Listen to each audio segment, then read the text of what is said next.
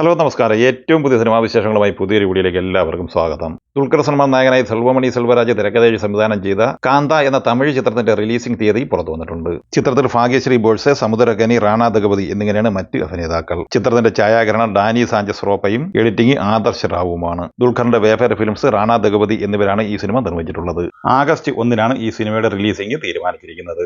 അതേസമയം ദുൽഖറിന്റെ Wayfarer films നിർമ്മിക്കുന്ന ലോക എന്ന സിനിമാറ്റിക് യൂണിവേഴ്സിലെ ചാപ്റ്റർ 1 ചന്ദ്ര ഓണം റിലീസായി തിരഞ്ഞെടുത്തതാണ്.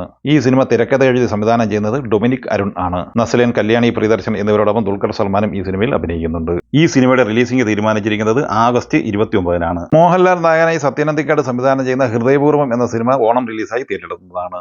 അന്തിക്കാടിന്റെ മകൻ അഖിൽ സത്യൻ തിരക്കഥ എഴുതുന്ന സിനിമയിൽ മാളവിക മോഹൻ, സംഗീത് പ്രതാപ് എന്നിങ്ങനെയാണ് മറ്റ് താരങ്ങൾ. ചിത്രത്തിന്റെ റിലീസിംഗ് തീയതി തീരുമാനിച്ചിരിക്കുന്നത് ഓഗസ്റ്റ് 28 ഫഹദ് ഫാസിൽ, കല്യാണി പ്രിയദർശൻ എന്നിവർ പ്രധാന താരങ്ങളായി അൽത്താഫ് സലീം തിരക്കഥ എഴുതി സംവിധാനം ചെയ്ത് ഓണം റിലീസായി തിരഞ്ഞെടുത്ത മലയാള സിനിമയാണ് ഓടും കുതിര ചാടും കുതിര. വിനയ് ഫോർട്ട്, ലാൽ എന്നിവർ കൂടി അഭിനയിക്കുന്ന ഈ സിനിമയുടെ ഛായാഗ്രഹണം ആനന്ദ് സി ചന്ദ്രനും എഡിറ്റിംഗ് അഭിനവ് സുന്ദർ നായകുമാണ്. ആഷിഖ് ഉസ്മാൻ നിർമ്മിച്ചിരിക്കുന്ന ഈ സിനിമയുടെ റിലീസിംഗ് സെപ്റ്റംബർ 4 ശേഖർ കമ്മൂല തിരക്കഥ എഴുതി സംവിധാനം ചെയ്യുന്ന തെലുങ്ക് സിനിമയായ കുബേരയുടെ ട്രെയിലർ ഇന്ന് പുറത്തു വന്നിട്ടുണ്ട്. 2 മിനിറ്റ് 39 സെക്കൻഡ് ദൈർഘ്യമുള്ള ഈ സിനിമ ഹിന്ദി, തമിഴ്, തെലുങ്ക് എന്നിങ്ങനെ 3 ഭാഷകളിലായിട്ടാണ് പുറത്തു വന്നിട്ടുള്ളത്. ധനുഷ്, നാഗാർജുന, രശ്മിക മന്ദാന എന്നിവർ പ്രധാന താരങ്ങളായി അഭിനയിക്കുന്ന ഈ സിനിമ ജൂൺ 20 തിയേറ്ററിലെത്തുന്നത്.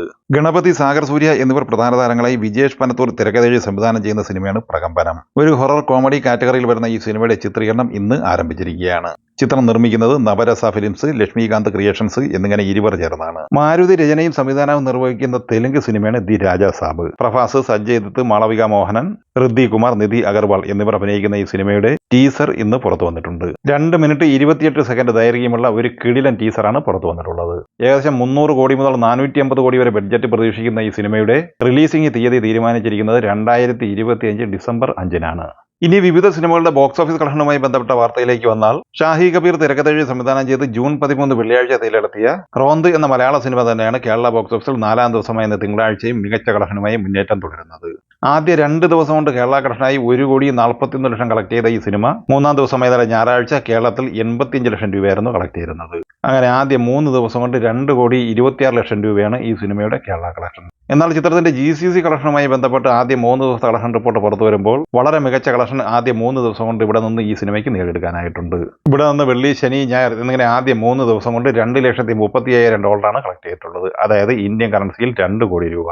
അങ്ങനെ കേരള GCC കളക്ഷനായി മാത്രം 4,26 ലക്ഷം കളക്ട് ചെയ്ത ഈ സിനിമ ലോകമെമ്പാടുമായി ആദ്യ 3 ദിവസം കൊണ്ട് കളക്ട് ചെയ്തിരിക്കുന്നത് 4,85 ലക്ഷം രൂപയുമാണ്. ഇനി 4ാം ദിവസമായിരുന്ന തിങ്കളാഴ്ചയിലെ ഈ സിനിമയുടെ കേരള കളക്ഷനിലേക്ക് വന്നാൽ ഇന്ന് 60 ലക്ഷം റേഞ്ചിൽ കളക്ഷൻ നേടിയെടുക്കാനാണ് സാധ്യത. അങ്ങനെ ആദ്യ 4 ദിവസം കൊണ്ട് കേരള കളക്ഷനായി 2,85 ലക്ഷം കളക്ട് ചെയ്ത ഈ സിനിമയുടെ 4 ദിവസത്തെ വേൾഡ് വൈഡ് ഗ്രോസ് കളക്ഷൻ 5,50 ലക്ഷം റേഞ്ചിലും പ്രതീക്ഷിക്കുന്നു. ES വിപിൻ തിരക്കഥ എഴുതി സംവിധാനം ചെയ്ത് ജൂൺ 13 വെള്ളിയാഴ്ച തിരഞ്ഞെടുത്ത് മികച്ച അഭിപ്രായം നേടുന്ന മലയാള സിനിമയാണ് വ്യസന സമേതം ബന്ധുമിത്രാദികൾ. അനശ്വര രാജൻ, മല്ലിക സുകുമാരൻ, സിജു സണ്ണി, ജോമോൻ ജ്യോതിർ, അസീസ് നെടുമങ്ങാട്, ബൈജു എന്നിങ്ങനെ താരനിരയുള്ള ഈ സിനിമ ആദ്യ 2 ദിവസം കൊണ്ട് കേരളത്തിൽ 90 ലക്ഷം രൂപയായിരുന്നു കളക്ട് ചെയ്യുന്നത്. 3ാം ദിവസമായ ഇന്നലെ ഞായറാഴ്ച ഈ സിനിമയുടെ കേരള കളക്ഷൻ 73 ലക്ഷം രൂപയാണ്. അങ്ങനെ 1,63 ലക്ഷം രൂപയാണ് ഈ സിനിമയുടെ ആദ്യ 3 ദിവസത്തെ കേരള കളക്ഷൻ. വിദേശ കളക്ഷനായി ഈ സിനിമ ആദ്യ 3 ദിവസം കൊണ്ട് സ്വന്തമാക്കിയത് 1,27 ലക്ഷം രൂപയായിരുന്നു. ടോട്ടൽ 2,90 ലക്ഷം രൂപയാണ് ഈ സിനിമയുടെ വേൾഡ് വൈഡ് ഗ്രോസ് കളക്ഷൻ. ഇനി 4ാം ദിവസമായ ഇന്ന് തിങ്കളാഴ്ചയിലെ ഈ സിനിമയുടെ കേരള കളക്ഷനിലേക്ക് വന്നാൽ ഇന്ന് 45-50 ലക്ഷം റേഞ്ചിലാണ് ഈ സിനിമയുടെ Kerala collection. World wide box office കളക്ഷനായി 3.5-4 കോടി റേഞ്ചിലും പ്രതീക്ഷിക്കുന്നുണ്ട്. മോഹൻലാൽ നായകനെ അൻവർ റഷീദ് സംവിധാനം ചെയ്ത് 2007 തിയേറ്ററിൽ ബ്ലോക്ക് ബസ്റ്റർ വിജയം നേടുന്ന ചോട്ടാ മുംബൈ 4K റിലീസായി തിയേറ്ററിലെത്തിയിട്ട് ഇന്നലെ ഞായറാഴ്ചയുടെ 10 ദിവസമാണ് പിന്നിട്ടത്.